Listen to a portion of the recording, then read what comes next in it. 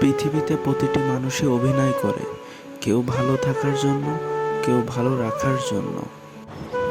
মন একবার ভাঙতে শুরু করলে আগের মতো আর গোছানো হয়ে ওঠে না।